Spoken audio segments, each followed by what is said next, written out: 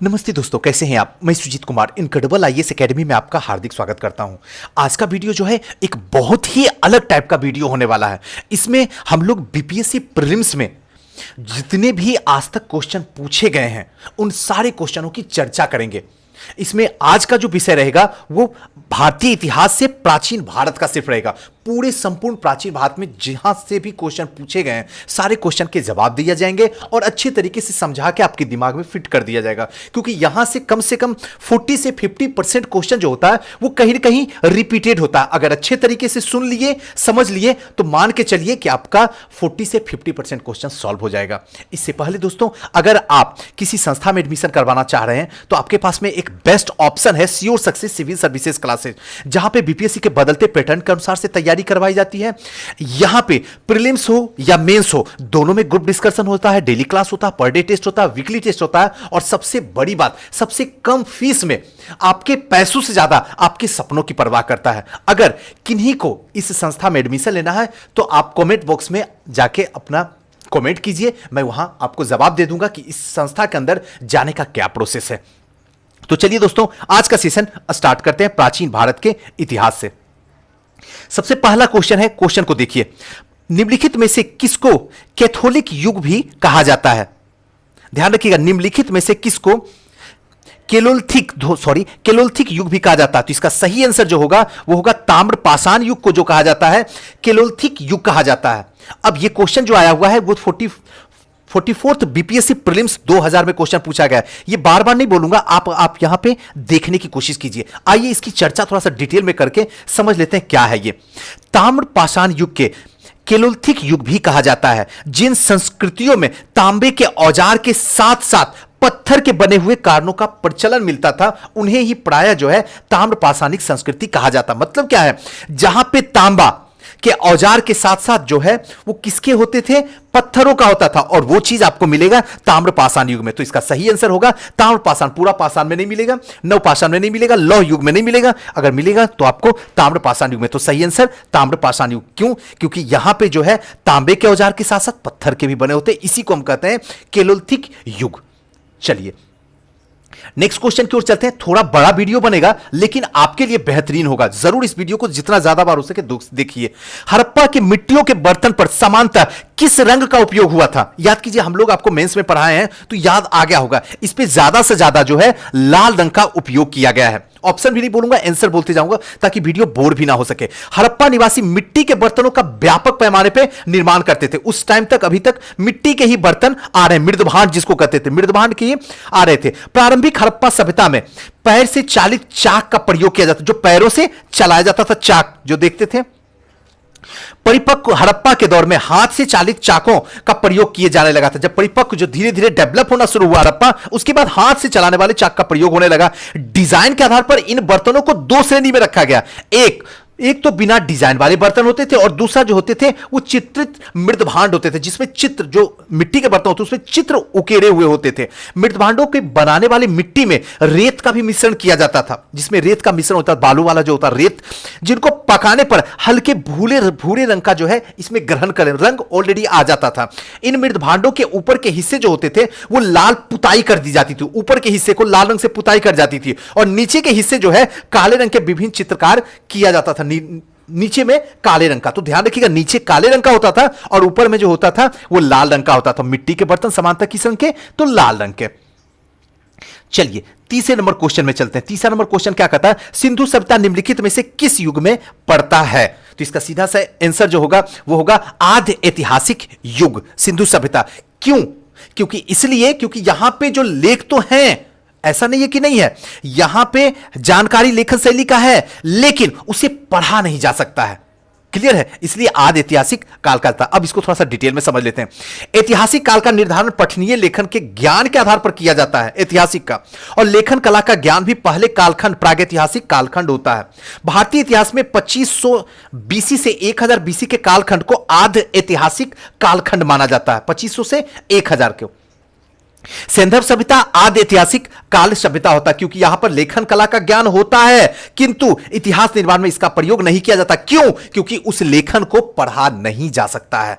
तो अब इसका पता कैसे चलेगा सिंधु घाटी सभ्यता का? इसका पता करने के लिए आपको क्या करना होगा कि आपको यहां पे जो है जान के, जो भी मिट्टी के बर्तन आ रहे हैं, जो भी औजार मिले, जो भी क्षेत्र मिले, तो वहीं से आपको पता लगाना होगा। चलिए नेक्स्ट क्वेश्चन में चलते हैं हम लोग। चौथा नंबर क्वेश्चन देखिए, चौथा नंबर क्वेश्चन क्या कहता है? सिंधु घाटी सभ्यता की सबसे महत्वपूर्ण विशेषता क्या है? तो इसकी सबसे महत्वपूर्ण जो होती है कि पकी हुई ईंट की बनी हुई इमारत। आपको पहले भी हमने बता चुका हूं कि पकी हुई जो मतलब जो ईंट होती थी वो पकी हुई यहां पे मिलती है, जो सबसे बड़ी विशेषता यहां की मानी जाती है। सिंधु घाटी सभ्यता की प्रमुख विशेषता नगर नियोजन को माना जाता है। ध्यान रखिएगा, नगर नियोजन को भी माना जाता है। एवं नगर की प्रमुख विशेषता यहां पे नगर और कस्बे एक निश्चित योजना के अनुसार से बसाए जाते थे। पक्के ईंट की बनी इमारत होती थी। मोहनजोदड़ो में विशाल स्नानागार होता है और अन्नागार इसमें मिलती है। इनकी सतह पक्की ईंटों की होती है जिसे जिप्सम या मोटार से जोड़ा जाता है। यहां पे जो सबसे इंपॉर्टेंट है वो क्या है?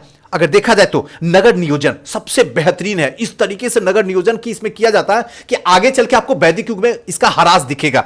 लेकिन सिंधु घाटी सभ्यता में यह चीज देखने के लिए बेहतरीन मिलता है। लेकिन यहां पे ऑप्शन जो है सबसे विशेषता जो है इसमें पक्की हुई ईंट का मिलता है। चलिए नेक्स्ट क्वेश्चन की ओर चलते हैं। एकदम बस सुनिए, आपके अंदर खुद चला जाएगा, कोई जरूरत नहीं है इधर उधर दिमाग लगाने की। निम्नलिखित में से कौन सा एक हड़प्पा का बंदरगाह है? तो इसका सीधा सा आंसर होगा लोथल। पढ़े भी हैं। तो अब हड़प्पा नगर, ये लोथल जो है गुजरात के अहमदाबाद जिले के भोगवा नदी के किनारे स्थित है। हमने मेंस में आपको बताया था कि भोगवा नदी गुजरात के भोगवा नदी के किनारे, और हमने यह भी आपको बताया था कि हड़प्पा में जितने भी नगर मिले हैं उनमें से सबसे ज्यादा हिंदुस्तान में कौन से क्षेत्र में मिले हैं? तो आपको मैंने बताया था कि गुजरात वाले क्षेत्र में सबसे ज्यादा हड़प्पा के अवशेष मिले हैं। अब यहां सर्वाधिक महत्वपूर्ण उपलब्धि जो है हड़प्पाकालीन बंदरगाह है जो कि लोथल में स्थित है। क्लियर हो गया? नेक्स्ट क्वेश्चन की ओर चलते हैं। नेक्स्ट क्वेश्चन क्या कहता है? निम्नलिखित में से किस हड़प्पाकालीन स्थल से हल्का, ध्यान रखिएगा, हल्का टेराकोटा प्राप्त हुआ है? तो इसका सही आंसर जो होगा, हल कहां पे प्राप्त हुआ है? तो याद कीजिएगा, बनावली। जहां बनता है वही तो हल होगा ना। तो इसलिए एक ट्रिक के थ्रू आपको बताया था कि बनावली जो है वो हरियाणा के फतेहाबाद जिले में स्थित बनावली है जहां पे हल का टेराकोटा प्राप्त हुआ है। बनावली कहां पे है? तो यह भी ध्यान रखना कि हरियाणा में, और यहां से हल का साक्ष्य प्राप्त हुए हैं। नेक्स्ट है, निम्नलिखित में से कौन हड़प्पा और मोहनजोदड़ो के उत्खनन से संबंधित नहीं थे? हड़प्पा और मोहनजोदड़ो के उत्खनन से संबंधित नहीं है। तो इसका सही आंसर जो होगा वो होगा डी, यानी कि वीए स्मिथ।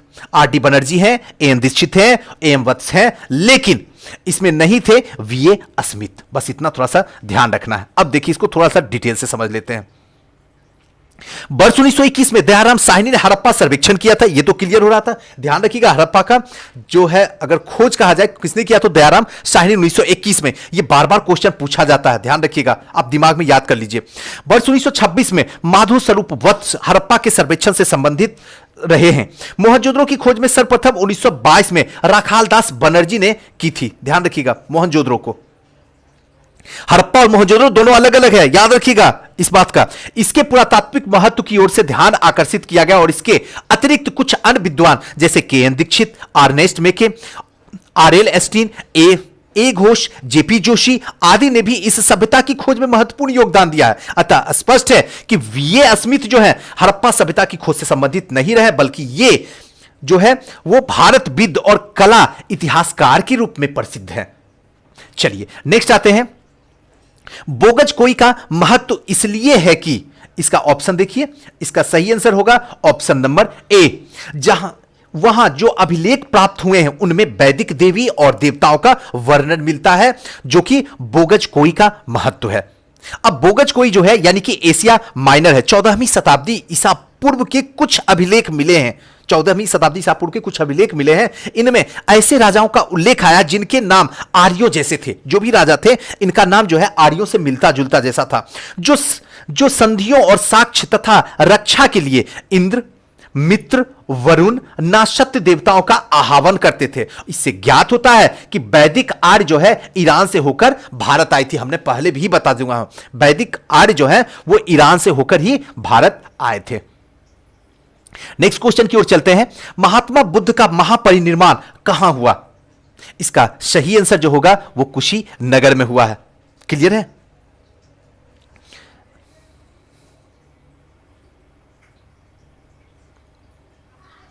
चलिए नेक्स्ट आते हैं 10वां नंबर क्वेश्चन। 10वां नंबर क्वेश्चन क्या कहता है, महात्मा बुद्ध का महापरिनिर्वाण कहां पे हुआ है? तो इसका सही आंसर होगा कुशीनगर में। एकदम ध्यान रखिएगा। लुंबिनी क्या है, अगर यहीं पे अगर आपसे पूछूं तो जन्म स्थान। बोधगया क्या है, यहां पे इनको क्या मिली है? बोधगया में इनको ज्ञान की प्राप्ति हुई है। कुशीनगर में महापरिनिर्वाण हुआ है और कपिल वस्तु में इन्होंने ज्ञान दिया था। तो इस तरीके से अगर पढ़िएगा तो आसानी से आपको समझ में आ जाएगा। अब यहां पे थोड़ा सा डिटेल से आपको बता दूं कि महात्मा बुद्ध अपना पहला उपदेश जो दिए थे वो कहां दिए थे? सारनाथ में दिए थे। तो याद रखिएगा, यानी अपना सार जो हम याद कीजिए, जब हम ट्रिक से आपको बता रहे थे कि महात्मा बुद्ध ने अपना पहला उपदेश यानी सार जो बोले वो कहां बोले? सारनाथ में बोले।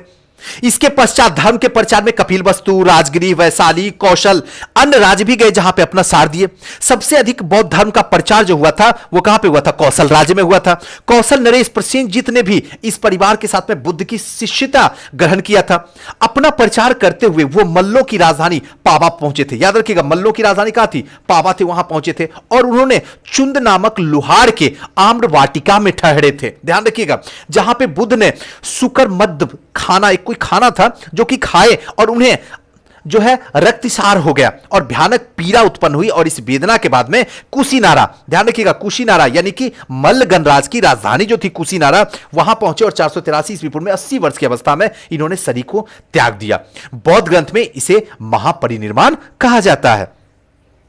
चलिए 11 नंबर क्वेश्चन पे चलते हैं। महात्मा बुद्ध ने अपना पहला धर्मचक्र परिवर्तन किस स्थान पे दिया था? याद कीजिए, हमने आपको बता दिया था अभी जस्ट ऊपर भी बताया, सारनाथ में दिया। सबसे पहला उपदेश जो दिया है वो कहां पे दिया? धर्मचक्र सार दिए हैं, सारनाथ में दिए हैं। अब तो याद हो गया। 6 वर्षों की साधना के बाद 35 वर्ष की अवस्था में वैशाखी पूर्णिमा की रात्रि में पीपल वृक्ष के नीचे गौतम बुद्ध को ज्ञान की प्राप्ति हुई है। अब अगर यहीं पे आपको बोलूं कि महावीर को ज्ञान की प्राप्ति कौन से पेड़ के नीचे हुई, तो याद रखिएगा, थोड़ा सा कनेक्ट कर लीजिए ताकि आप कभी जिंदगी में भूलिए नहीं। यहां पे पीपल और वहां पे साल का अलग पेड़ होता है, वहां पे ज्ञान की प्राप्ति हुई है। ध्यान रखिएगा, यहां 6 वर्ष में और वहां 9 वर्ष में हुआ है ज्ञान। यहां 6 वर्ष में महात्मा बुद्ध को और वहां पे जो है आपको महावीर का 9 वर्ष में हुआ। थोड़ा सा इसे कनेक्ट कर लीजिए जिससे भूल नहीं पाइएगा। अब ज्ञान प्राप्ति के पश्चात गौतम बुद्ध ने अपना मत का प्रचार प्रारंभ किया और अरुबेला में से सबसे पहले जो है ऋषि पतन यानी वर्तमान में सारनाथ आए थे। अरुबेला जो कि सबसे पहले ऋषि पतन था, सारनाथ में थे और उन्होंने 5 ब्राह्मण सन्यासियों को पहला उपदेश दिया और इस प्रथम उपदेश में जो था वो धर्मचक्र परिवर्तन कहा जाता है। और इस उपदेश को दुख के कारण, उसकी समाधान और उससे संबंधित 4 आर्य सत्य भी कहा गया है। अब आते हैं नेक्स्ट 12 नंबर क्वेश्चन। प्रसिद्ध 10 राजाओं का युद्ध किस नदी के तट पर लड़ा गया था? तो इसका सही आंसर जो होगा वो होगा परुष्णी नदी के जो तट के नीचे है वो प्रसिद्ध 10 राजाओं का युद्ध लड़ा गया था। 10 राग युद्ध यानी 10 राजाओं का युद्ध पुरुषनी नदी वर्तमान में जो है ये रावी के तट पे लड़ा गया था, जिसमें भारतों के राज सुदास ने उन विरोधी जातियों को हराया जिन्होंने पुरुषनी नदी पर शिव पक्षा उत्तर पश्चिमी के सहयोगी जातियों से आ मिली थी और भारत जन के लोगों ने अब यह निश्चय रूप से अपनी प्रधानता आर्य जनों के बीच में स्थापित कर चुके थे। तो ध्यान रखिएगा, पुरुषनी नदी और पुरुषनी नदी वर्तमान में कहां है? तो रावी नदी को कहा जाता है। बस इतना सा याद रखना है। चलिए आते हैं 13 नंबर क्वेश्चन में। ऋग्वेद का कौन सा मंडल पूर्णतः सोम को समर्पित है? तो सोम को समर्पित जो है मंडल वो है ऑप्शन नंबर सी, नोमा मंडल। ऋग्वेद में कुल जो है 10 मंडल है। 10 में नवम मंडल जो है सभी 114 मंत्र जो है वो सोम को समर्पित है।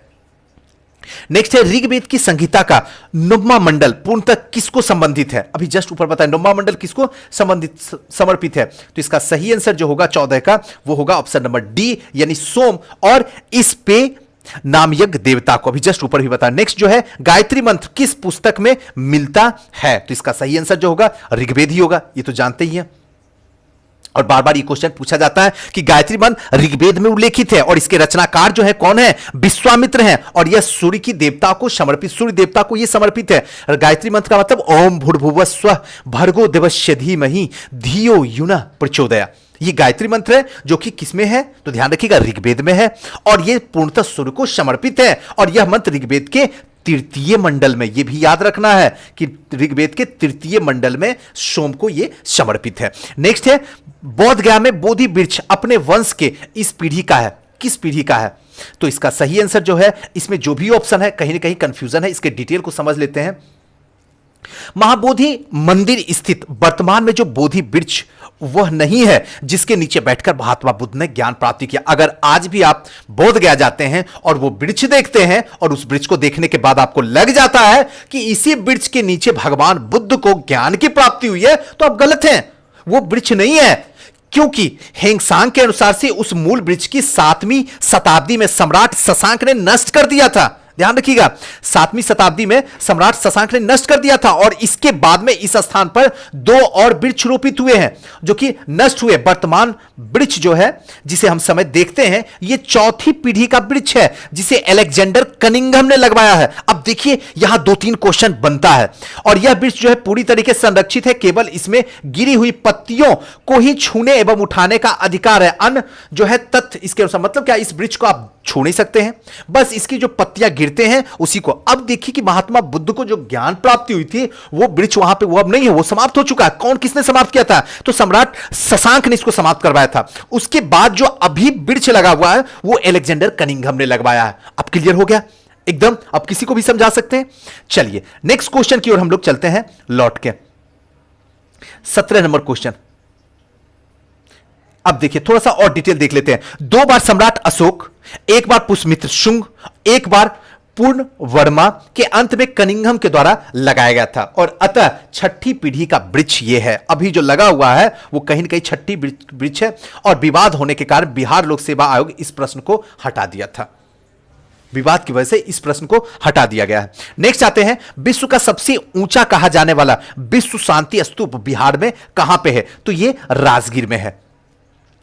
बिहार में राजगीर की पहाड़ी जिसकी ऊंचाई जो है 400 मीटर की ऊंचाई। अगर आप बिहार आते हैं और अगर राजगीर नहीं जाते हैं तो कहीं ना कहीं जो है आपको यह कमी पता चलता है कि आपको पता नहीं है कि बिहार में क्या है। यहां जरूर जाना चाहिए, एक शांति मिलती है, एक यहां पे जाने के बाद आपको फील होगा कि वाकई में अगर है दुनिया में कहीं भगवान, कहीं आपको नेचर से एक दोस्ताना अंदाज निभाना है, नेचर क्या है, तो सच में यहीं पे आपको आना होगा, मजा आएगा, बहुत कुछ सीखने का मौका दिया जाएगा। विश्व का सबसे ऊंचा कहा जाने वाला है विश्व शांति स्तूप वैशाली स्थित शांति स्तूप की ऊंचाई 38 मीटर है और चौड़ाई 36 मीटर है और गुंबद का व्यास 20 मीटर। बस ये जानने का है। नेक्स्ट आते हैं, नालंदा विश्वविद्यालय के संस्थापक कौन है? तो इसका तो सही आंसर जानते ही कुमार गुप्त है। हेंगसांग के अनुसार नालंदा विश्वविद्यालय के संस्थापक जो है वो शक्रादित्य था जिसने बौद्ध धर्म के त्रिरत्नों के प्रति महद श्रद्धा के कारण इसकी स्थापना करवाई थी। शक्रादित्य की पहचान कुमार गुप्त प्रथम यानी 415 से 455 में की जाती है और जिसकी प्रसिद्ध उपाधि जो थी वो महेंद्रादित्य थी। तो ध्यान रखिएगा, कुमार गुप्त। नेक्स्ट आते हैं, वह नालंदा महासरोवर किसके लिए विख्यात है? तो इसका सही आंसर होगा पाली अनुसंधान संस्थान के लिए नालंदा जो है महाविहार प्रसिद्ध है और विख्यात है। नव नालंदा बिहार बौद्ध अध्ययन का आधुनिक केंद्र था, यह आप भी जानते हैं, जिसे बिहार सरकार ने 1951 में नालंदा में स्थापित किया था और इस केंद्र में बौद्ध और पाली अनुसंधान संस्था है। ध्यान रखिएगा, बौद्ध और पाली अनुसंधान। यहां बड़ी संख्या में श्रीलंका, जापान, कोरिया, तिब्बत, भूटान आदि देशों से पाली एवं बौद्ध अध्ययन के अनुसार से हेतु अब जो है विद्यार्थी आते थे। अब ध्यान रखिए, यहां पाली का मतलब क्या है? पाली एक भाषा थी, ध्यान रखना है, बस पाली एक भाषा थी, बौद्ध तो एक धर्म था, ये तो पता ही है। चलिए नेक्स्ट आते हैं नेक्स्ट क्वेश्चन की ओर। महावीर स्वामी का जन्म कहां हुआ था? इसका सही आंसर होगा कुंडग्राम में। महावीर स्वामी का जन्म जो हुआ था वो कुंडग्राम में हुआ था, इसको ध्यान रखना है। महावीर स्वामी का जन्म कुंडग्राम में हुआ था यानी कुंडलपुर में यानी वैशाली के निकट हुआ था। कब? तो 599 ईसा पूर्व में हुआ था। उनकी माता का नाम क्या था? त्रिशला था, जो कि लक्ष्मी गणराज के प्रमुख चेटक की ये बहन थी। कौन थी? तो महावीर की जो मां थी वो कहीं न कहीं वो क्या थी? उस टाइम के जो है प्रमुख गणराज जो थे लिच्छवी के, उनके बहन थी, वहां के राजा की बहन थी। और पिता सिद्धार्थ जो थे वो ज्ञात्रक क्षत्रिय के संघ के प्रधान थे। इनके बड़ी भाई जो थे वो नंदवर्धन थे, जो कि कुछ प्राचीन संस्कार में एनसीईआरटी की पुस्तक में महावीर स्वामी का जन्म जो है 540 ईसा पूर्व में उद्धृत है। और इसी आधार पर अनेक प्रकाशकों ने भी जन्म तिथि अपने पुस्तक में अंकित कर दिया है। ध्यान रखिएगा 540 लिखा गया है।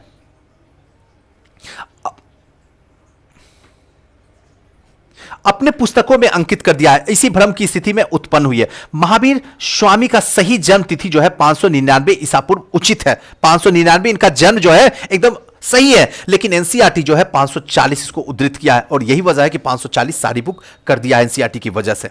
महात्मा बुद्ध का जन्म 563 ईसा पूर्व है। एनसीईआरटी के नवीनतम संस्करण में अब महावीर का जो स्वामी का जन्म है वो 599 रखा गया। जो नवीनतम नया जो जन्म हुआ, नया जो बुक हुआ उसमें आप देखिएगा। पाटलिपुत्र के संस्थापक थे, तो इसका सही आंसर जो होगा उज्जैनी है।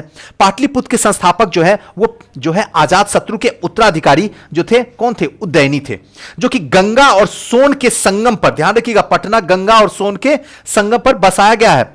वहां पे किला बनाकर की थी जिसे मगध साम्राज्य की राजधानी राजगिरी से पाटलिपुत्र स्थानांतरित कर दिया गया था। मगध की जो राजधानी थी राजगिरी पहले थी, उसको हस्तांतरित करके कहां कर दिया गया? पाटलिपुत्रा कर दिया गया।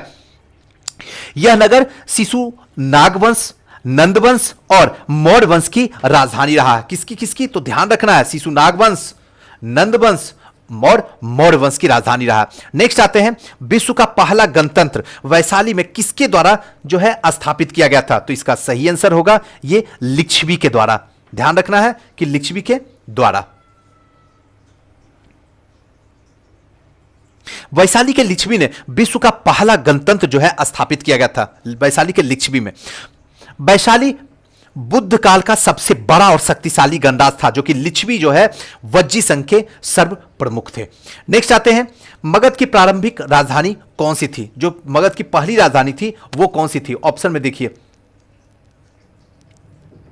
इसका सही आंसर जो होगा वो थी राजगिरी। मगध की पहली राजधानी जो थी वो कहां थी? तो राजगीर थी। आइए इसको डिटेल से समझते हैं।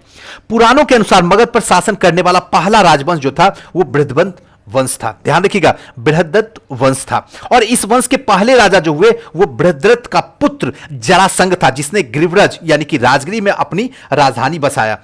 बौद्ध ग्रंथ के अनुसार मगध का प्रथम प्रतापी शासक जो था वो बिंबिसार था। मगध का प्रथम प्रतापी शासक बिंबिसार था और यह हर्यक वंश से संबंधित था और इसकी मृत्यु 492 ईसा पूर्व में हुई थी। इसके पश्चात अजात शत्रु मगध का शासक हुआ और अजात शत्रु का पुत्र जो था उज्जैनी ने अपनी राजधानी राजगिरी से बदल के कहां कर दिया था?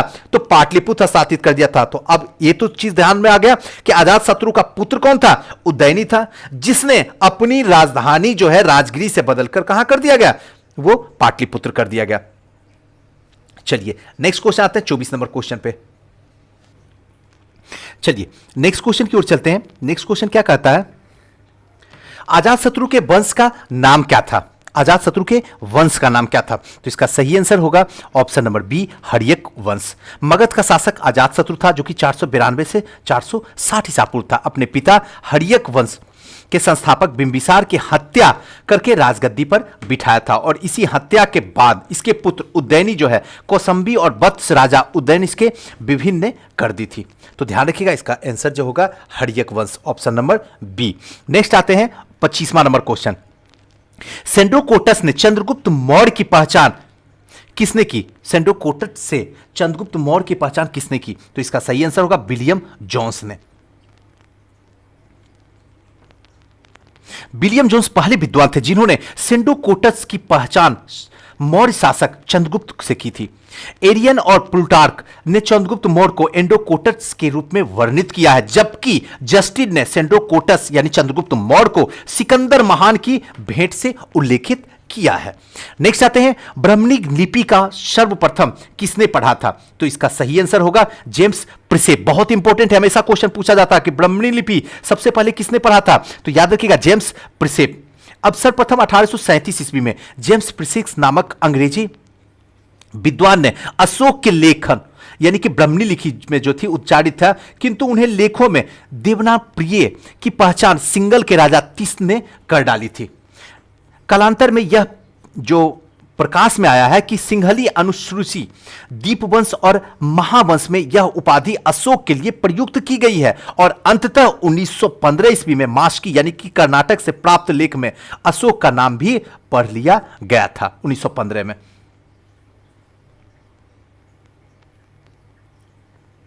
चलिए नेक्स्ट क्वेश्चन की ओर चलते हैं। मेगास्थनीज की पुस्तक का नाम क्या है? तो इसका सही आंसर जो होगा वो होगा option number D, indica. Chandragupta Maurya Sikandar के समकालीन शासक था। सिकंदर के समकालीन विदेशी लेखन और नियाक्रस, अनेक्सियस, अरिस्तोबुलस और मेगास्थनीज थे, जिनके विवरण चंद्रगुप्त मौर्य के विषय में सूचनाएं देते हैं। विदेशी लेखों में मेगास्थनीज का नाम सर्वाधिक महत्वपूर्ण है, मेगास्थनीज का, जिसकी पुस्तक इंडिका जो है वो मौर्य इतिहास की प्रमुख स्रोत मानी जाती है। जो मौर्य इतिहास आप पढ़ते हैं, जो मौर्य इतिहास से आपको जानकारी मिलती है, इसका जो रूट्स है वो क्या है? इंडिका है। यानी कि मेगास्थनीज की लिखी हुई पुस्तक इंडिका ही है। उसी से पता चलता है कि मौर्य साम्राज्य का इतिहास क्या था, राजनीति क्या था, भौगोलिक क्या था, समाज क्या था, अर्थव्यवस्था क्या था, यह सब इंडिका से ही पता चलता है। इंडिका के लेखक कौन था? तो ये तो सही है, मेगास्थनीज। नेक्स्ट आते हैं 29 नंबर। मेगास्थनीज दूत था, किसका दूत था? तो सेल्यूकस का था। अभी ऊपर में ही पढ़े हैं। मेगास्थनीज सेल्यूकस निकेटर के द्वारा चंद्रगुप्त मौर्य के राज में भेजा गया था और यूनानी राजदूत था। इसने पूर्व यह अराकोशिया के छत्र राज दरबार में सेल्यूकस का राजदूत रह चुका था और मेगास्थनीज ने काफी समय तक मौर्य दरबार में निवास भी किया है। भारत में उसने कुछ देखा सुना, उसे इंडिका में ही अपना ग्रंथ में लिपिबद्ध किया। जो भी भारत में उसने देखा, सुना, समझा, उसको सबको इंडिका में ही लिखा। चलिए नेक्स्ट आते हैं। अंतिम मौर्य सम्राट था। अंतिम मौर्य सम्राट कौन था? तो बृहद्रथ था। ये तो क्लियर ही है, अंतिम मौर्य सम्राट बृहद्रथ था। एकदम ध्यान रखिएगा। बृहद्रथ की हत्या करके उसका सेनापति पुष्यमित्र शुंग ने, जो कि शुंग वंश की स्थापना कर देता है। तो ये थोड़ा सा क्वेश्चन है, इंपॉर्टेंट, ध्यान रखना है। किस अभिलेख में रुद्रादामन प्रथम की विभिन्न उपलब्धियां वर्णित है? कौन सा अभिलेख है जिसमें रुद्रादामन की विभिन्न उपलब्धियां वर्णित है? तो इसका सीधा सा आंसर होगा जूनागढ़ अभिलेख, जिसमें क्या रुद्रदामन की जो है उपलब्धियां उसमें लिखी हुई है। गुजरात के जूनागढ़ के रुद्रादामन एक अभिलेख प्राप्त हुआ। गुजरात में, जूनागढ़ गुजरात में, ये वहां एक अभिलेख प्राप्त हुआ है जिस पर उत्कीर्ण है, जिस पर लिखा हुआ है उसी के समय में अशोक के 14वें प्राज्ञों की एक स्कंद गुप्त की 2 लेख खुदे हुए हैं और यह विशुद्ध संस्कृत भाषा में ब्राह्मणी लिपि में लिखी गई है। इसमें रुद्रदामन की वंशावली, विजय, शासन, व्यक्तित्व और उसकी सुंदरता पर जो है इसमें प्रकाश डाला गया है। इसी अभिलेख से पता चला है, गुजरात के जूनागढ़ अभिलेख से। नेक्स्ट है, निम्नलिखित राजाओं में से किसका जैन धर्म के प्रति जो है भारी झुकाव था? तो इसका सीधा सा है खारवेल का। खारवेल का जो है राजाओं का जैन धर्म के प्रति जो है काफी जो है झुकाव है। यानी कलिंग के चेदी वंश और शासक खारवेल प्राचीन भारतीय इतिहास के महानतम सम्राटों में से एक माना जाता है और उड़ीसा प्रांत के भुवनेश्वर से 3 मील दूर पर स्थित उदयगिरी पहाड़ी के हाथी गुफा में उसका एक बिना तिथि का अभिलेख प्राप्त होता है और यह अभिलेख ही जो होता है वो खारवेल के इतिहास के जानने का एकमात्र स्रोत संबंधित है और इसका जैन धर्म के प्रति जो है भारी झुकाव देखने को मिलता है। नेक्स्ट आते हैं, कलिंग के नरेश खारवेल का संबंध था, किससे था? तो इसका सही उपरोक्त में से कोई नहीं या एक से अधिक था। यानी कि कलिंग का जो था वो चेदी राजवंश के संस्थापक महामेघवाहन नामक व्यक्ति से था। अतः इस वंश का जो नाम था महामेघवाहन वंश भी पड़ गया था और इस वंश का सर्वाधिक शक्तिशाली शासक जो हुआ था वो हुआ था खारवेल। किस वंश का था? तो महामेघवाहन वंश का था। इसको भी थोड़ा सा ध्यान रखना। खारवेल अगर पूछेगा कि खारवेल किस वंश का शासक था तो ध्यान रखिएगा महामेघ वंश का शासक हुआ था। नेक्स्ट क्वेश्चन की ओर चलते हैं। क्वेश्चन नंबर 34 नंबर क्वेश्चन क्या कहता? प्राचीन भारत का नेपोलियन किसे कहा जाता है? तो इसका सही आंसर होगा समुद्रगुप्त। जानते ही हैं समुद्रगुप्त।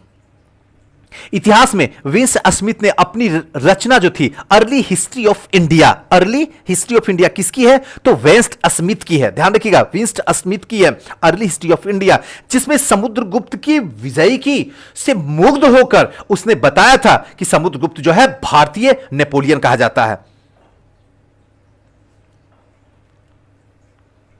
नेक्स्ट आते हैं गुप्त सम्राट। गुप्त सम्राट जिसने हुर्नों को पराजित किया था, इसका सही आंसर होगा स्कंद गुप्त।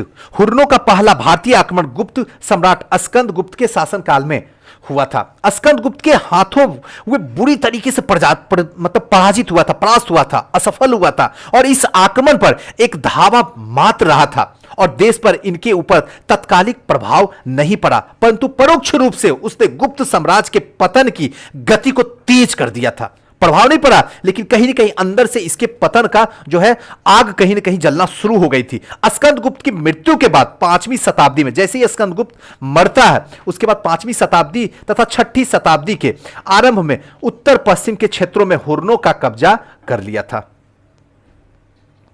नेक्स्ट क्वेश्चन की ओर चलते हैं। किस प्रकार की भूमि को अपृहत कहा जाता है? अपृहत कहा जाता था, तो इसका सही आंसर होगा बिना जोती हुई जंगली भूमि। जो बिना जोती हुई होती थी जंगली भूमि, जिसको अपृहत भूमि कहा जाता था, और यह गुप्तकालीन राजस्व व्यवस्था का एक पद था, एक पद रहा था। इसी को कहा जाता था जो कि अपृहत, जो बिना जोती हुई जंगली भूमि होती थी। चीनी यात्री सुंगयुंग भारत की यात्रा की थी, तो ये थोड़ा सा बस ऐसे ही ध्यान रखने का है। ऑप्शन नंबर ए, यानी कि 515 से 520 ईस्वी तक, इसमें ज्यादा दिमाग कुछ नहीं लगाना। आते हैं नेक्स्ट क्वेश्चन की तरफ। नेक्स्ट आते हैं 38 नंबर क्वेश्चन। 38 नंबर क्वेश्चन क्या पूछता? सॉरी, हर्षवर्धन के शासनकाल में किस चीनी यात्री ने भारत की यात्रा की थी? तो इसका सही आंसर होगा तारानाथ, सॉरी हेंगसांग, सॉरी हेंगसांग। हर्षवर्धन, आपको बताए थे ट्रिक, हौ से हर्षवर्धन और हौ से हेंगसांग, तो हर्षवर्धन के टाइम में हेंगसांग, बस इतना याद रखना क्योंकि हमेशा ये क्वेश्चन आपसे पूछेगा। हर्षवर्धन के समय में सर्वप्रमुख घटना जो थी वो चीनी यात्री हेंगसांग भारत आगमन की थी। तो कभी कभी क्वेश्चन पूछता हर्षवर्धन के टाइम में कौन से चीनी यात्री आए थे? हेंगसांग दे देगा, हीनयांग देगा, इबन बतूता दे देगा, या बहुत सारे ऑप्शन स्कंद मतलब दे देगा आपको और पूछेगा आपसे कि इसमें किसने है, तो आपको बताना होगा कि हेंगसांग भारत के आगमन की थी। और इसकी उत्कृष्ट अभिलाषा जो थी महात्मा बुद्ध के चरण चिन्हों के द्वारा पवित्र किए गए स्थान को देखने की, इसी के लिए हेंगसांग भारत आया था कि महात्मा बुद्ध के जो पवित्र काम किए गए चरण हैं उनको देखने की इच्छा थी। उसके साथ साथ में उन दिनों भारत में सुलभ थे कि उसके उद्देश्य की पूर्ति हेतु उसने तांग शासकों की राजधानी यानी कि चंगन में भारतवर्ष के लिए 629 ईस्वी में प्रशस्त किया था। और अपनी भारत यात्रा के ऊपर उसने एक ग्रंथ लिखा था जिसे सीयूकी कहा जाता है। तो सीयूकी किसने लिखा था? तो ध्यान रखिएगा, हेंगसांग। चलिए नेक्स्ट क्वेश्चन की ओर चलते हैं। कलहन के पुस्तक का नाम क्या था? तो कलहन की राजतरंगिणी, याद रखिएगा, कलहन की राजतरंगिणी में कश्मीर का इतिहास है। पूछेगा कि कलहन की राजतरंगिणी में कहां का इतिहास है, तो ऑप्शन में दे देगा बिहार का इतिहास, पंजाब का इतिहास, कश्मीर का इतिहास, या फिर अब केरला का इतिहास। तो आपको ऑप्शन अगर पता रहेगा कलहन की राजतरंगिणी कश्मीर, तो आप आसानी से बता दीजिएगा। और चंद्रगुप्त मौर्य कि प्रधानमंत्री चाणक्य ने राजनीतिक शास्त्र के प्रसिद्ध ग्रंथ अर्थशास्त्र की रचना की। तो याद ये भी रखना होगा कि जब आपको पूछे जाएगा कि अर्थशास्त्र यानी चंद्रगुप्त का अर्थशास्त्र क्या है, तो राजनीतिक शास्त्र का लिए प्रसिद्ध है, अर्थव्यवस्था के लिए नहीं है, सिर्फ नाम वो है वैसा। नेक्स्ट है उदंतपुर शिक्षा केंद्र निम्न में से किस राज्य में अवस्थित है? तो इसका सही आंसर होगा ऑप्शन नंबर बी, यानी कि बिहार में।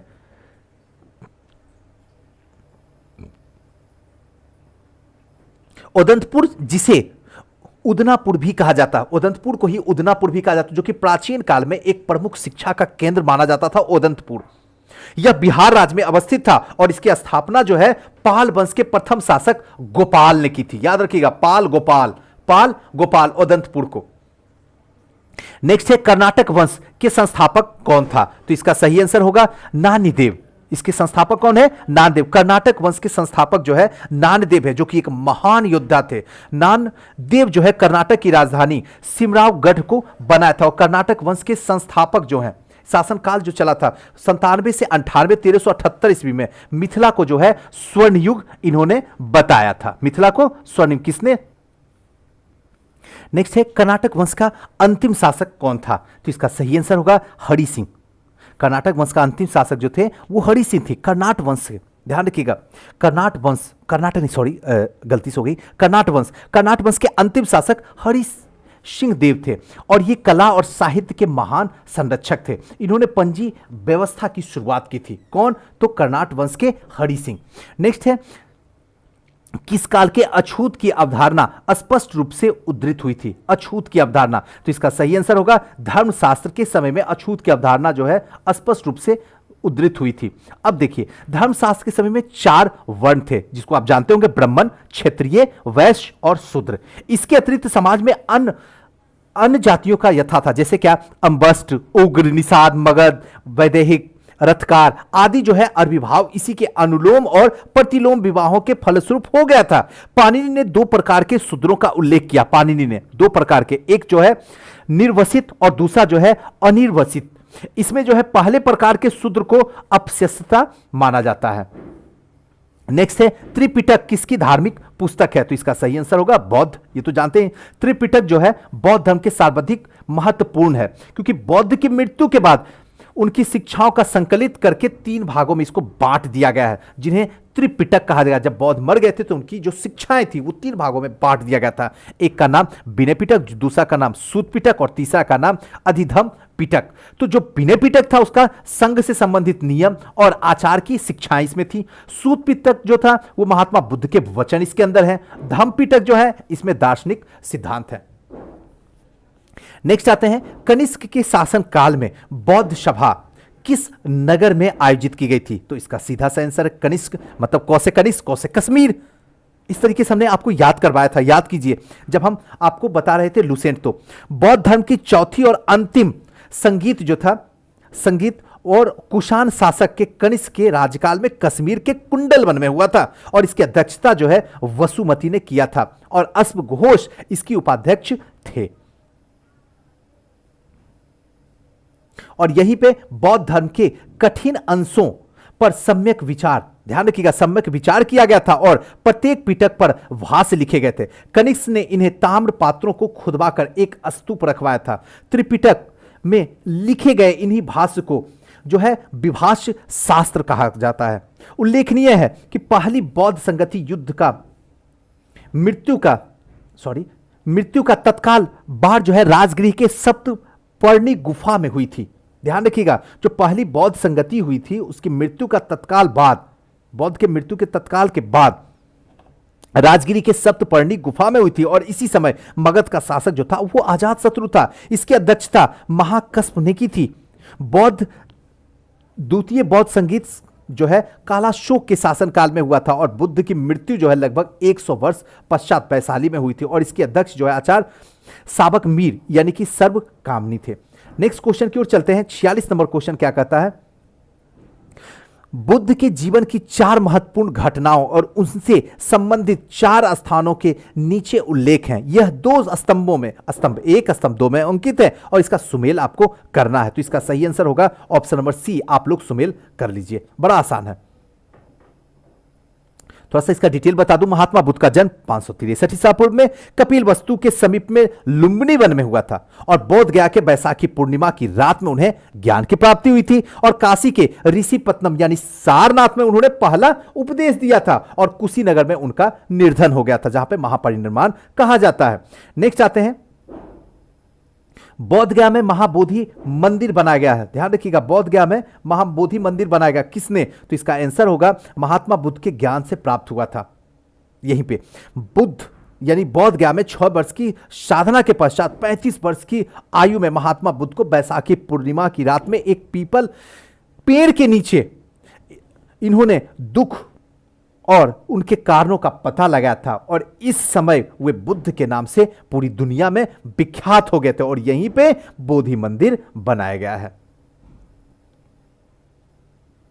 नेक्स्ट है, किस शासक के द्वारा सर्वप्रथम पाटलिपुत्र की राजधानी के रूप में चयन किया गया था? तो इसका सही आंसर होगा उज्जैनी। अभी ही ऊपर आपको बताऊं कि हर्यक वंश के शासक उज्जैनी या कहें तो उदयभद्र, दोनों इक्वल है। अगर उदयनी आएगा तब भी आप समझिएगा उदयनी ही है, और उदयभद्र भी होगा तब भी समझिएगा उदयनी ही है। शासनकाल की प्रमुख घटना जो है गंगा और सोन नदी के संगम पर पाटलिपुत्र नगर स्थापित है, और इसने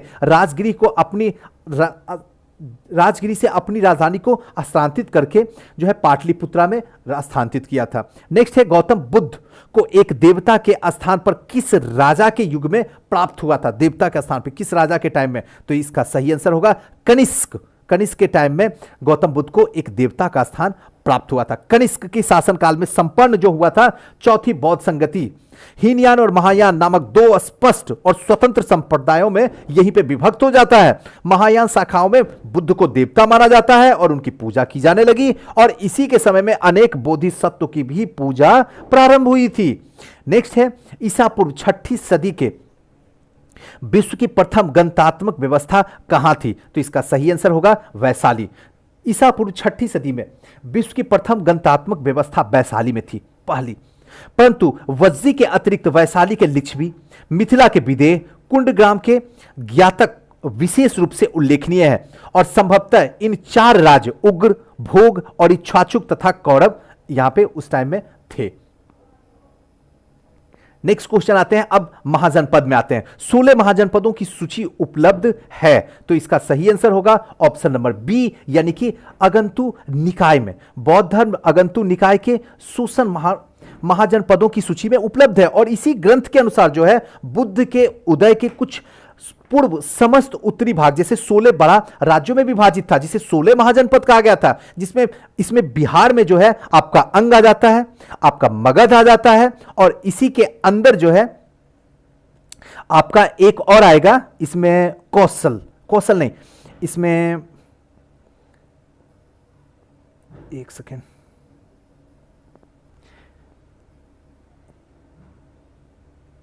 हाँ, इसमें जो आएगा आपका अंग आ जाएगा, मगध आ जाएगा और वज्जी संघ आ जाएगा।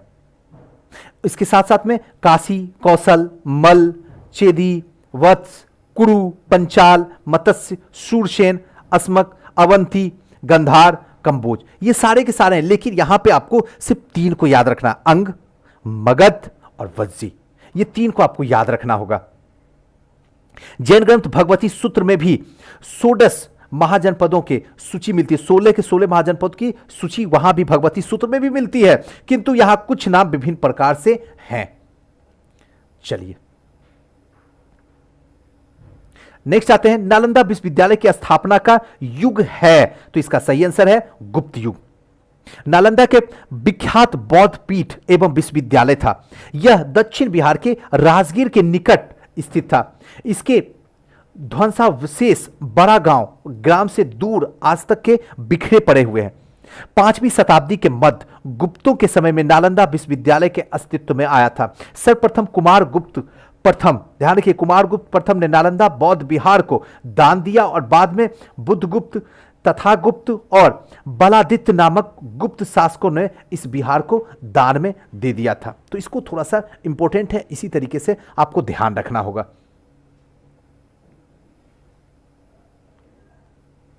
नेक्स्ट है, नालंदा विश्वविद्यालय किस लिए विश्व प्रसिद्ध था? तो इसका सही आंसर होगा बौद्ध धर्म और दर्शन के लिए। यह बौद्ध धर्म के अध्ययन के लिए विश्व प्रसिद्ध था। उसी के अध्ययन के लिए चीनी यात्री हेंगसांग यहां पे आया था। नेक्स्ट है, नीचे 2 वक्तव्य दिए गए हैं, जिन्हें एक कथन ए और कारण आर, दोनों को ध्यानपूर्वक पढ़ना। देखिए, कथन ए और कारण आर दोनों को ध्यान से पढ़िए और सही आंसर के पास में चलिए। पहला है, 12वीं शताब्दी के अंत तक नालंदा महाविहार का पतन हो गया था, और दूसरा है, महाविहार की राजकीय परिचय मिलना बंद हो गया था। इसका सही आंसर क्या होगा? इसका सही आंसर होगा ऑप्शन नंबर बी। ए और आर दोनों सही है, आर ए की सही व्याख्या नहीं कर रहा, क्योंकि नालंदा में एक विख्यात बौद्ध पीठ और विश्वविद्यालय था, जहां पे दक्षिण बिहार के राजगीर, वर्तमान में राजगीर के निकट ये स्थित है। 5वीं सदी के मध्य में गुप्तों के समय में नालंदा स्थित विश्वविद्यालय अस्तित्व में आया था। किसके टाइम में आया था? तो ध्यान रखिएगा कि ये जो आया था गुप्तों के समय में नालंदा विश्वविद्यालय जो है अस्तित्व में आया था, और 12वीं सदी के अंत तक मुस्लिम आक्रमण के फलस्वरूप महाविहार का पतन हो चुका था 12वीं सदी में, और बंगाल के पाल शासकों के द्वारा विक्रमशिला विश्वविद्यालय के संरक्षण देने के फलस्वरूप नालंदा का महत्व जो है धीरे धीरे घटना शुरू हुआ। एक तो पहले विनाश होना शुरू हुआ इस पे जो है, और लास्ट में आक्रमण के कारण जो है नालंदा विश्वविद्यालय का समाप्त हो गया, और दूसरी तरफ से बंगाल के पाल शासक के द्वारा विक्रमशिला को जो है प्रश्रय देना शुरू कर दिया, जिसके कारण जो है नालंदा का समाप्त होना, अस्तित्व जो है समाप्त खतरे पे होना शुरू हो गया था। नेक्स्ट है, निम्नलिखित में से कौन सी बात बौद्ध धर्म और जैन धर्म में समान नहीं है? कौन सी सी बात है जो बौद्ध और जैन दोनों धर्म में समान नहीं है? तो इसका सही आंसर जो होगा वो होगा आत्मदान, जो कि बौद्ध और जैन दोनों में समान बिल्कुल भी नहीं है। गौतम बुद्ध ने मध्य मार्ग का उपदेश दिया था। वे मोक्ष के लिए कठोर साधना, काय क्लश के विश्वास नहीं करते थे, और इसके विपरीत महावीर स्वामी मोक्ष प्राप्ति के लिए घोर तपस्या और शरीर त्याग आवश्यक बताया था। नेक्स्ट क्वेश्चन है, महावीर स्वामी का जन्म कहां हुआ था? इसका सही आंसर होगा कुंडग्राम। मैंने ऑलरेडी आपको बता चुका हूं कि महावीर स्वामी का जन्म कुंडग्राम वैशाली के निकट लगभग 599 ईस्वी पूर्व में हुआ था, और इनकी माता त्रिशला वैशाली के लक्ष्मी गणराज के प्रमुख चेटक की बहन थी, और पिता सिद्धार्थ ज्ञातक क्षत्रिय संघ के प्रधान थे, और इनके बड़े भाई जो थे वो नंदी वर्धन थे। नेक्स्ट जो है, महावीर जैन की मृत्यु निम्नलिखित में से किस नगर में हुई थी? तो इसका सही आंसर होगा पावापुरी में।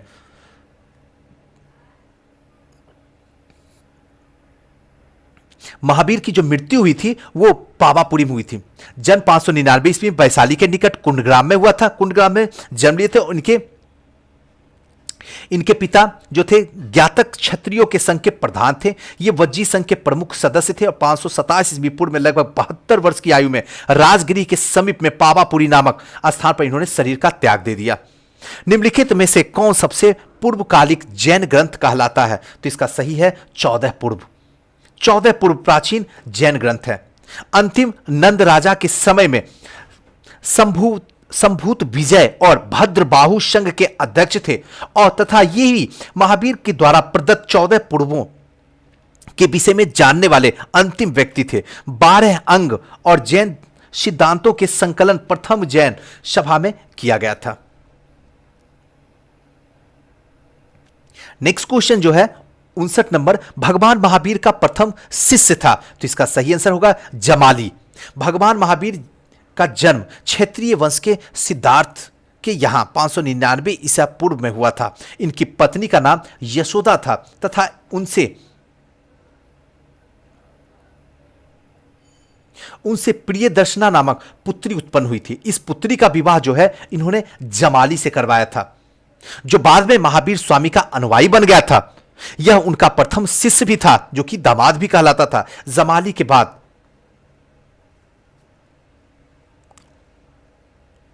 ध्यान रखिएगा, महावीर स्वामी के अनुयायी भी बन गया था और इनका प्रथम शिष्य भी था। जमाली के बाद में महावीर का विरोध किया। जमाली के बाद में महावीर का विरोध किया और बहुतत्ववाद नामक नए संप्रदाय का शुरुआत हुआ, और 11 अन्य प्रधान शिष्य जिन्हें गंधर कहा जाता है निम्न प्रकार के थे: इंद्रभूत, अग्निभूत, वायुभूत तीनों भाई थे। आर्यवक्त, सुमर्धन, मंडिक पुत्र, मौर्य पुत्र, आकस्मिक, अचल, मैत्रेय और प्रभास थे।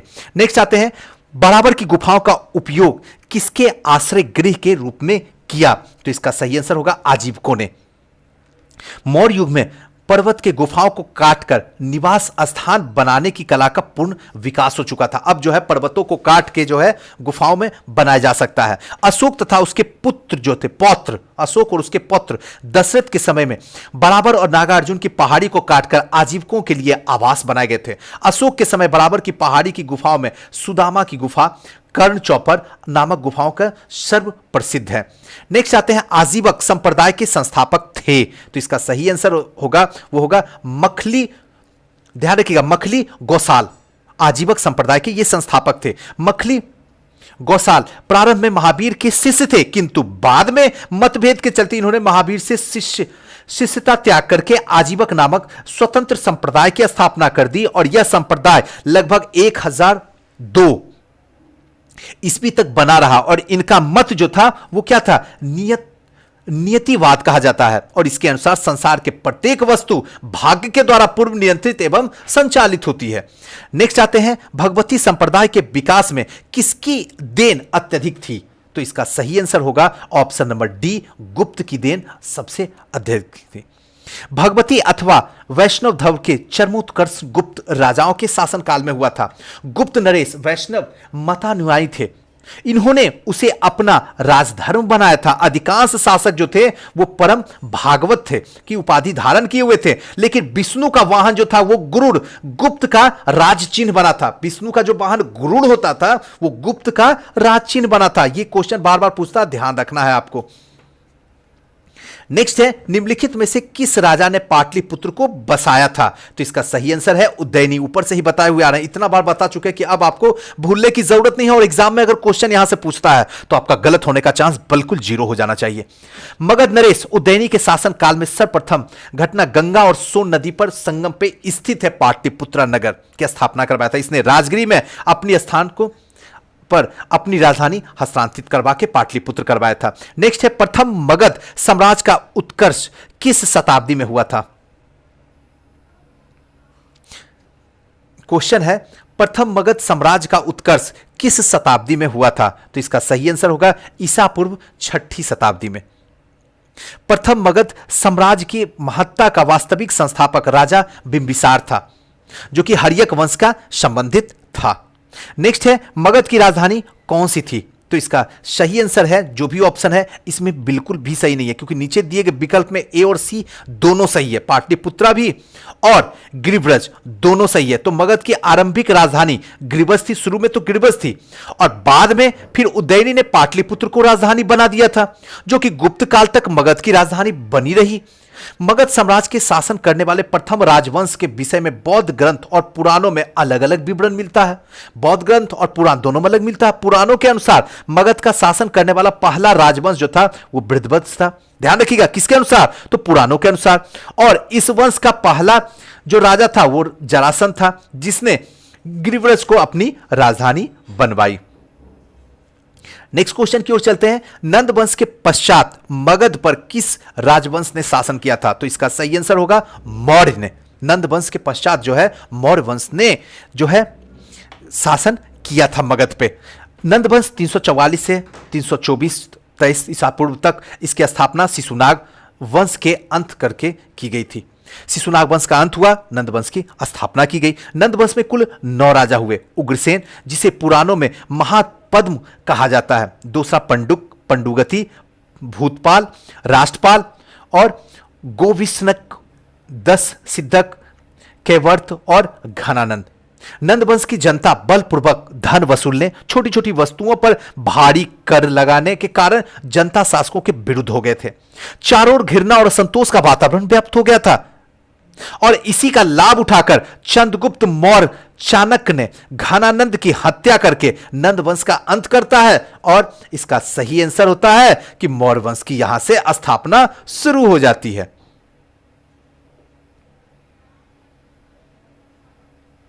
नेक्स्ट आते हैं,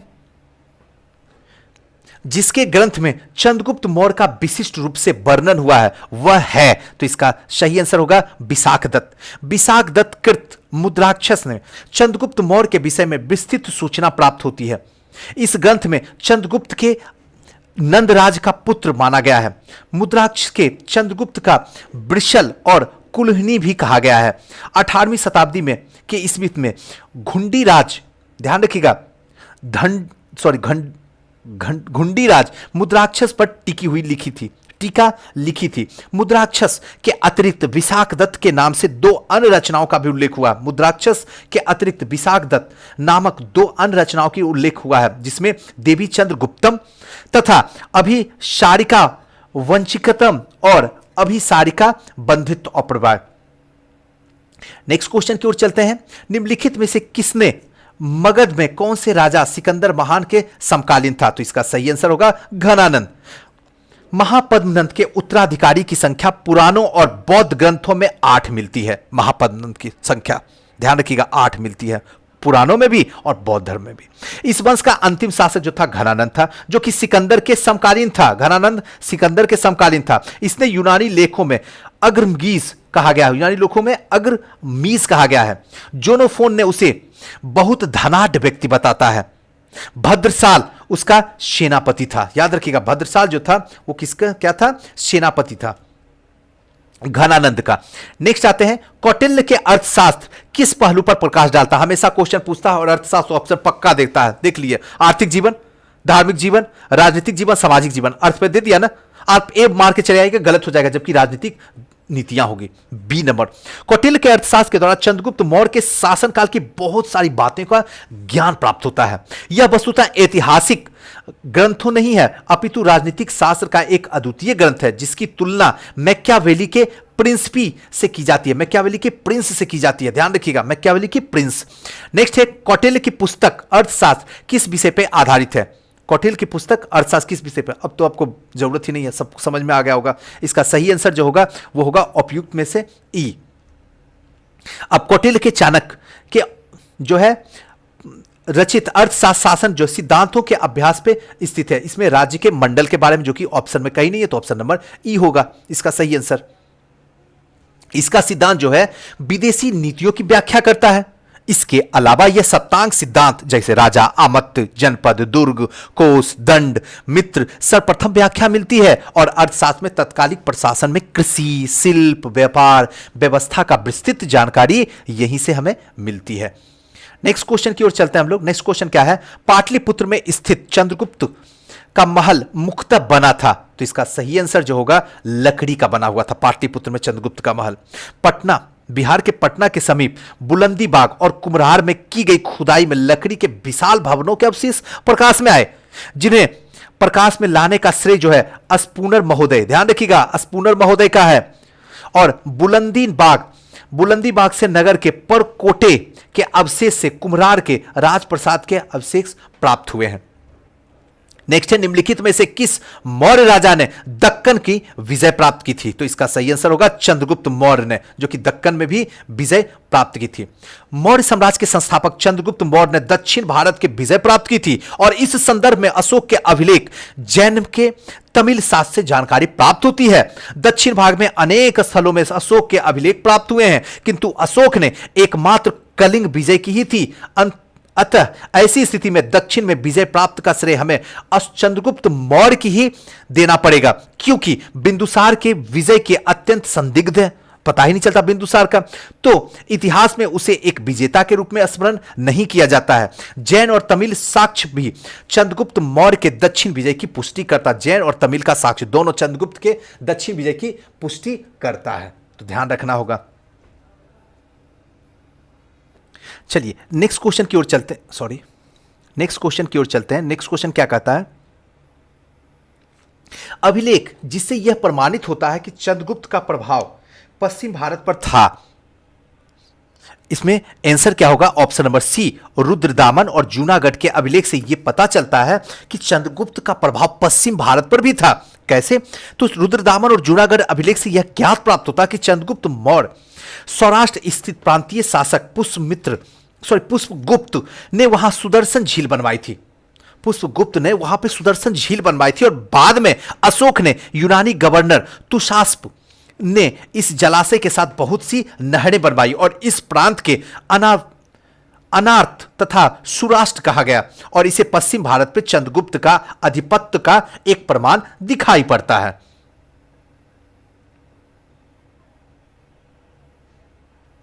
नेक्स्ट क्वेश्चन की ओर चलते हैं। नेक्स्ट क्वेश्चन क्या कहता है? निम्नलिखित में से कौन सा क्षेत्र अशोक के साम्राज्य में सम्मिलित नहीं था? तो इसका सही आंसर होगा श्रीलंका, जो कि अशोक के राज्य में सम्मिलित नहीं था। श्रीलंका अशोक के साम्राज्य में नहीं स्थित था। द्वितीय शिलालेख से यह स्पष्ट होता है कि भारत में अशोक का अधिकार चोल, पांड, सत्युत, केरलपत्तु, ताम्रपत्रिन, श्रीलंका को छोड़कर सर्वत्र था, क्योंकि इन राज्यों में प्रत्यंत सीमावर्ती राज्य कहा जाता था। यानी अफगानिस्तान में था, बिहार में था, कलिंग में था, लेकिन श्रीलंका में नहीं था।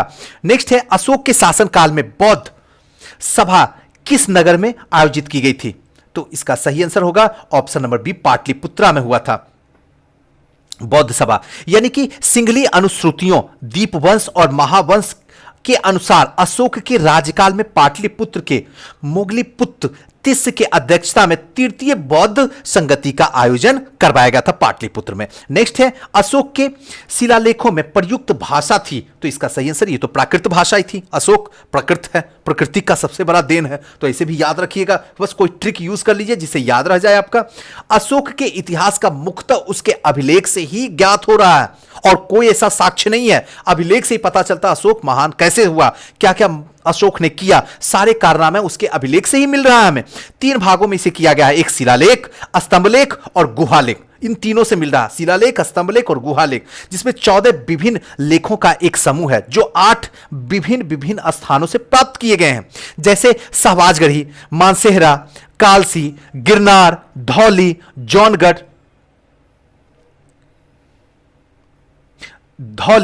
जौनगढ़, एरीगुडी, सोपारा। अशोक के अधिकांश अभिलेख जो है वो कौन से भाषा में है? प्राकृतिक भाषा एवं ब्राह्मणी लिपि में लिखी। प्राकृतिक भाषा और ब्राह्मणी लिपि। अभी जो आप लोग लिखते हैं लिपि, वो कौन सा लिखते हैं?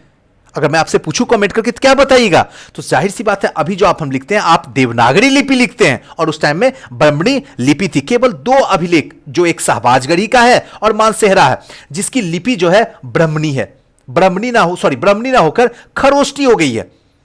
बाकी सारी की सारी तक्षशिला से अरमाइकोई लिपि लिखा गया, जिसमें एक अभिलेख शोकाकुना नामक स्थान पर और यूनानी के अरामेकेई लिपि में लिखा गया। द्वितीय भाषा यूनानी और सीरियाई भाषा में अभिलेख और लघमान नामक स्थान से अरामेकेई लिपि में लिखा गया। अशोक के अभिलेख यहां से भी प्राप्त हुए हैं। कहने का मतलब यहां 2 चीज सीखने का है। एक तो यह है कि अशोक के जितने भी अभिलेख हैं सारे के सारे ब्राह्मणी लिपि में हैं, लेकिन अगर सहबाजगढ़ी और मानसेहरा, दोनों याद रखिएगा, सहबाजगढ़ी और मानसेहरा दोनों के दोनों जो है ब्राह्मणी लिपि में ना होकर खरोष्ठी लिपि में लिखी गई है। तो ये थोड़ा सा यूनिक है, याद रखिएगा, क्वेश्चन इसे पूछा जाता है। अशोक के धम्म का मूल संदेश क्या है?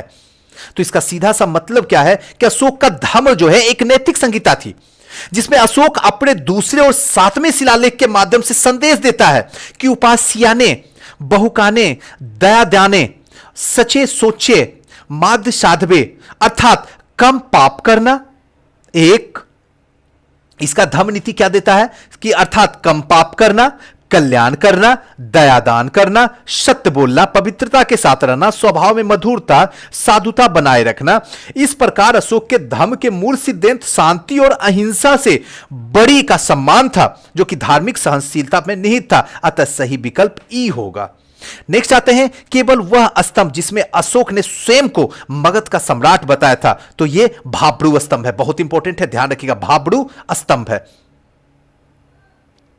अब भाब्रू यानी कि बैराट स्तंभ, अशोक ने स्वयं को मगध का सम्राट बताया है, और प्रियदर्शी लाजा मगध के अभिवादितुन आहा पवाधतिचु, यह जो संस्कृत भाषा में, कुछ पता नहीं ब्राह्मणी भाषा में लिखा हुआ है, यह अभिलेख अशोक के बौद्ध धर्मावलंबी में प्रमाणित करता है।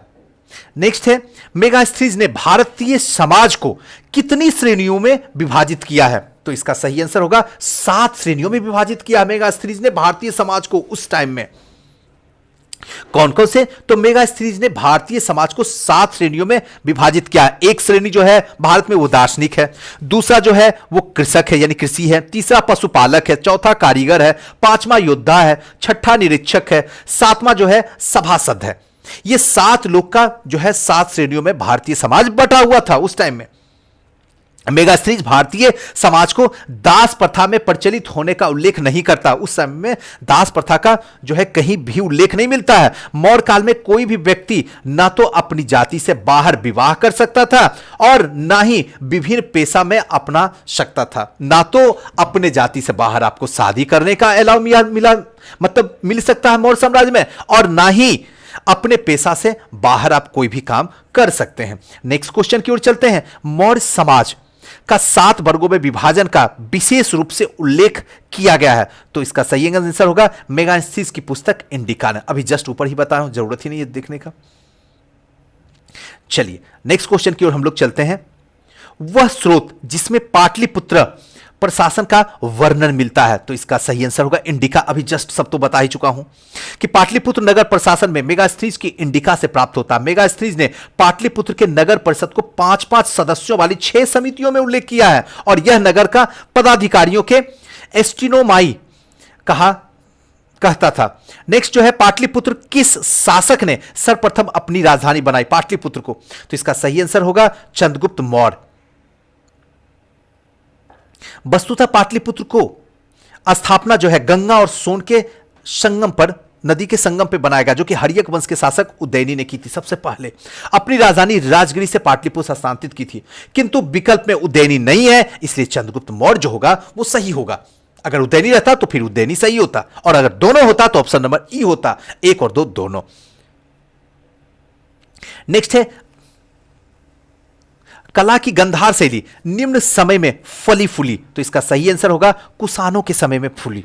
गंधार शैली कुषाणों के समय में, कुषाण शासक जो है कनिष्क के शासन काल में कला के क्षेत्र में 2 स्वतंत्र शैलियों का विकास हुआ, एक जो हुआ गंधार और दूसरा जो हुआ मथुरा। तो गंधार और मथुरा दोनों कुषाण यानी कि कनिष्क के शासन काल में ये दोनों जो शैली थी, गंधार शैली और मथुरा शैली विकसित हुई थी। इन दोनों में कनिष्क की ओर से पर्याप्त प्रोत्साहन दिया गया था। गंधार कला यूनानी कला से प्रभावित था, ध्यान रखिएगा, गंधार जो था वो यूनानी कला से प्रभावित था। सुंग वंश के बाद किस वंश ने भारत पर राज किया था? तो इसका सही आंसर होगा कन्नब वंश। सुंग के बाद कन्न, मतलब सुना, उसके बाद कौन सुना? तो कान सुना। याद करने का देखिए ट्रिक, देखिए कि कभी आपका भूलिएगा नहीं। सुना, सुंग सुना, कान सुना, उसके बाद क्या आएगा? क्या सुना? कान, यानी सुंग के बाद कान, कन्नब वंश। सुंग वंश का अंतिम राजा देवभूत, सुंग वंश का जो अंतिम राजा हुए थे वो देवभूति हुए थे। अपने आमत वासुदेव के षड्यंत्रों के द्वारा मार डाला गया। वासुदेव ने जिस नवीन राजवंशों की नींव डाली वह कन्नब या फिर कहे तो कनवायन नामक से जाना जाता है नाम से। शुंगों के समान भी ब्राह्मण वंश था, ध्यान रखिएगा, शुंगों के समान यह भी ब्राह्मण वंश ही था। कन्नब भी ब्राह्मण वंश ही था। नेक्स्ट है राजा खारवेल का नाम जुड़ा हुआ है, तो इसका सही आंसर है हाथी गुफा लेखों के साथ में जुड़ा हुआ है। कलिंग के चेदी शासक खारवेल प्राचीन भारतीय इतिहास के महानतम सम्राटों में से एक हैं। उड़ीसा प्रांत के भुवनेश्वर से 3 मील दूरी पर स्थित उदयगिरी पहाड़ी के हाथी गुफा, इसका एक बिना तिथि अभिलेख प्राप्त हुआ है, जिसमें खारवेल के बचपन, शिक्षा, राजाभिषेक, राजा होने के बाद में 13 वर्षों तक शासनकाल की घटनाओं को क्रमबद्ध तरीके से विवरण हुआ है। और यह अभिलेख जो है खारवेल के इतिहास में जानने का एकमात्र स्रोत है। नेक्स्ट है नगरों का क्रमिक पतन किस काल की एक महत्वपूर्ण विशेषता थी? तो इसका सही आंसर होगा गुप्त काल। गुप्त काल में नगर क्रमिक पतन की ओर अग्रसर हुआ। संपूर्ण गंगा घाटी की ओर से जो शहर पहले अत्यंत असमृद्ध व्यवस्था में थे, उन्हें अधिकांश गुप्त युग या तो कहे तो त्याग दिया गया या वहां पे आवासान का प्रयत्न विघटन हुआ। पाटलिपुत्र जैसे महत्वपूर्ण नगर हेंगसांग के आगमन तक गांव बन गया। मथुरा जैसे महत्वपूर्ण नगर कुम्हरार, सोनपुर, सोहगौड़ा उत्तर प्रदेश में गंगा घाटी के अनेक महत्वपूर्ण केंद्र जो है ह्रास के प्रमाण में प्रस्तुत हो गए थे।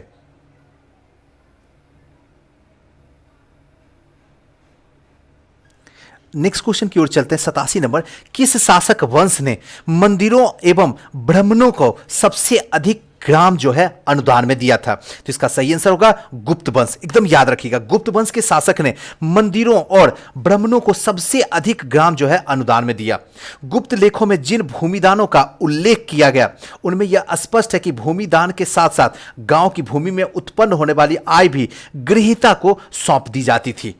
आय भी जो होता उससे वो भी उसे दे दिया जाता था। गुप्त युग की भूमि राजस्व की दर क्या थी? तो इसका सही आंसर है उपज का 6ठा भाग। उस टाइम में जो भूमि थी उपज का 6ठा भाग देना पड़ता था। नेक्स्ट क्वेश्चन की ओर चलते हैं। चीनी यात्री हेंगसांग किस विश्वविद्यालय में अध्ययन किया था? तक्षशिला, दूसरा है विक्रमशिला, तीसरा है मगध और चौथा है नालंदा। तो इसका सही आंसर जो होगा ये तो जानते ही है, नालंदा। चीनी यात्री हेंगसांग हर्षवर्धन के शासनकाल में भारत आया था। 637 ईस्वी में हेंगसांग नालंदा विश्वविद्यालय में गया और इस समय वहां के कुलपति जो थे आचार्य शीलभद्र थे। लगभग 1.5 वर्ष तक नालंदा में निवास करने के बाद योग शास्त्र का अध्ययन किया और इसके बाद वह बंगाल, उड़ीसा, धानकट होता हुआ जो है कोच्चि पहुंचा और अपने यात्रा के दूसरे दौर में हेंगसांग पुनः नालंदा आया और व्याख्यान दिए। नेक्स्ट है, हेंगसांग भारत में यात्रा करते समय सूती कपड़ों के उत्पादन के लिए प्रसिद्ध नगर था।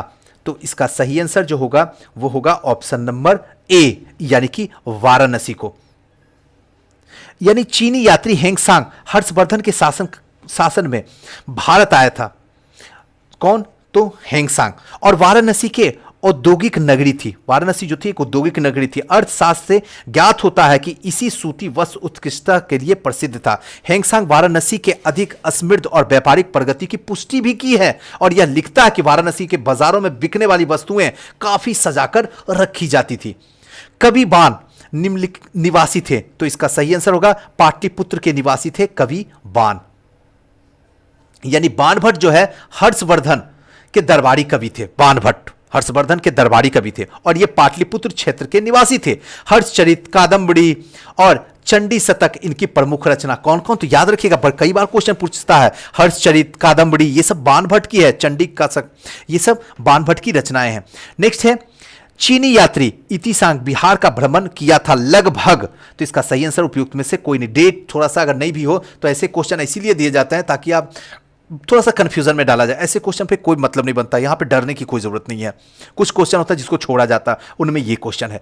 चीनी यात्री इतिसांग 671 से 72 ईस्वी में जब वह युवक था, अपने 37 बौद्ध सहयोगियों के साथ में बौद्ध धर्म के अवशेषों को देखने की इच्छा से उसने पाश्चात्य विश्व का भ्रमण करने का निश्चय किया। बाद में साथियों ने उसका साथ छोड़ दिया तथा वह अकेले कैंटन नगर में जहाज में बैठकर भारत चल पड़ा। वह दक्षिण के समुद्री मार्ग से होकर भारत आया और 675 से 685 तक नालंदा विश्वविद्यालय का अध्ययन किया और 693 से 94 लगभग सुमात्रा होता हुआ वह फिर से चीन लौट गया। नेक्स्ट है प्रसिद्ध चीनी यात्री फाहियान किसके शासनकाल में भारत आया था? तो इसका सही आंसर होगा चंद्रगुप्त द्वितीय। चंद्रगुप्त द्वितीय विक्रमादित्य के शासनकाल में चीनी यात्री फाहियान 399 से 412 ईस्वी तक भारत के विभिन्न स्थानों में जो है भ्रमण किया था। ध्यान रखिएगा, फाहियान है, एक है हेंगसांग, वो अलग है, वो हर्षवर्धन के टाइम में आया था, और यह फाहियान, हेंगसांग और फाहियान दोनों अलग है। यह आया था चंद्रगुप्त द्वितीय के टाइम में। नालंदा विश्वविद्यालय के विनाश के कारण क्या थे? तो इसका सही आंसर होगा मुसलमान। नालंदा विश्वविद्यालय को जो विनाश करने वाला था वो बख्तियार खिलजी था के अधीन तुर्क मुस्लिम आक्रमणकारी के द्वारा नष्ट हो गया था। तुर्क मुसलमान जो थे उनके आक्रमण से नष्ट किया गया था, और यह भारत में बौद्ध मत के पतन के लिए अत्यंत प्रहार के रूप में देखा जाता है। नेक्स्ट है खजुराहो मंदिर स्थापत्य के निर्माण में सहयोगी थे, तो इसका सही आंसर होगा चंदेल। खजुराहो के मंदिर चंदेल राजाओं ने लगभग 950 से 1050 ईस्वी के बीच में बनाए थे, जहां मंदिरों में कंदरिया महोत्सव, ध्यान रखिएगा, कंदरिया महादेव का मंदिर सर्वोत्तम है। यहां पे मंदिरों में जो भी है उसमें सबसे ज्यादा कंदरिया महादेव का मंदिर। विक्रमशिला शिक्षा केंद्र के संस्थापक का नाम है तो धर्मपाल, ये तो पहले भी बता चुका हूं आपको। विक्रमशिला विश्वविद्यालय बिहार के भागलपुर जिले में स्थित है और इसकी स्थापना जो है पाल वंश के धर्मपाल ने किया था। दीपंकर श्रीज्ञान अध्यात्म अतीश के नाम से प्रसिद्ध थे और यहां के सर्वाधिक प्रसिद्ध विद्वान थे और ये तिब्बत भी गए थे। निम्नलिखित राजवंशों में से किसका उल्लेख संगम साहित्य में नहीं हुआ है? इसका सही आंसर होगा कदम्ब। संगम साहित्य में केवल चोल, चेर, पांड राजाओं का उद्भव और विकास का विवरण प्राप्त होता है। इन राजाओं में विविध राजाओं के शासनकाल का स्पष्ट निर्धारण संभव ना होने पर इस साहित्य से कृष्णा नदी के दक्षिण सुदूर प्राद्वीपीय क्षेत्र तक राजनीतिक गतिविधियों का पर्याप्त प्रकाश पड़ता है।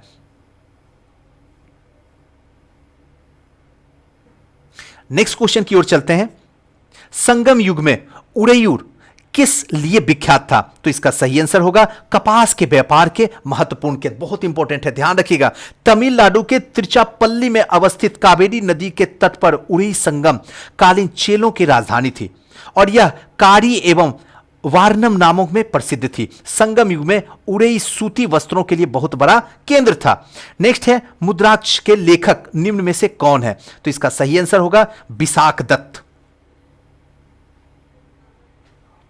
नेक्स्ट है मुद्राक्ष की रचना विशाख दत्त ने की थी और इस ग्रंथ में मौर्य इतिहास के मुख्यतः चंद्रगुप्त मौर्य के जीवन पर प्रकाश पड़ता है मुद्राक्ष में, जिसमें चंद्रगुप्त मौर्य के ब्रिसल कुलहीन कहा गया है और धुंडी राज ने मुद्राक्ष पर टीका भी लिखी है। नेक्स्ट है पृथ्वीराज रासो के लेखक हैं, तो इसका सही आंसर होगा चंदर बाई। चौहान वंशी शासक पृथ्वीराज तृतीय राज पिथौरा के दरबारी कवि थे और चंद्रबाई पृथ्वीराज रासो के रचना भी हैं।